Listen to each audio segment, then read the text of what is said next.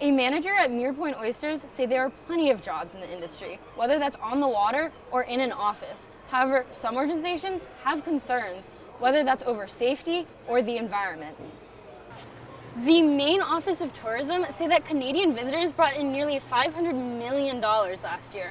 However, those same experts say we could lose over 200,000 Canadians this year, and the money that they bring with them. The police department is looking for 2 new crossing guards. There are 8 locations throughout the city where crossing guards are needed. These spots are chosen based on how many kids will be crossing there regularly. The goal is to have as many kids cross as safely as possible. Crossing guards are more than just a safety precaution, Officer Rocco Navarro says. They're invaluable. I can't say enough good things about them. They're out there every single day, rain or shine.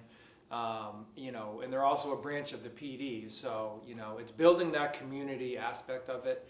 The kids really look up to the crossing guards and, going through school, people always remember their crossing guards. I mean, I personally do. It's one person like you'll never forget. You see them every day. Kids, some who attend South Portland Middle School, spoke about how important crossing guards were. And then they walk across so the cars don't hit you if they run through. Crossing guards can also be essential in teaching kids how to walk across the road, following signs and looking both ways. If you want to apply, you can find out more on the South Portland Police Department website, or you can contact the department directly. Cassie Weymouth, News Center, Maine.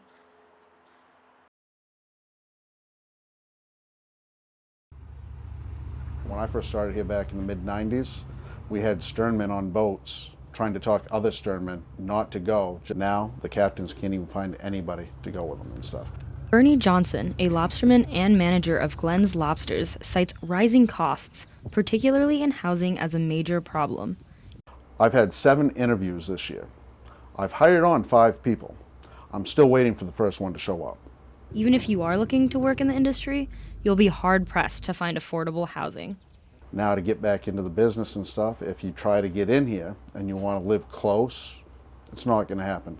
A 2-bedroom place down here is around $2,800 on the low side. The reason? A changing community.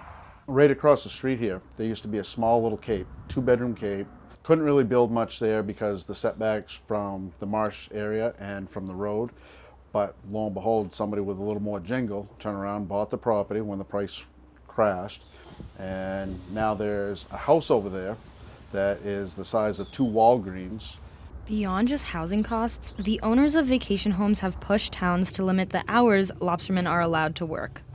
This is of particular concern to lobstermen of Bailey Island, as they start their day before 5 a.m. The industry down this way, living around islands, we have individuals who have moved here from away, and they move here for a reason, but then they try to change it to how it was where they just came from.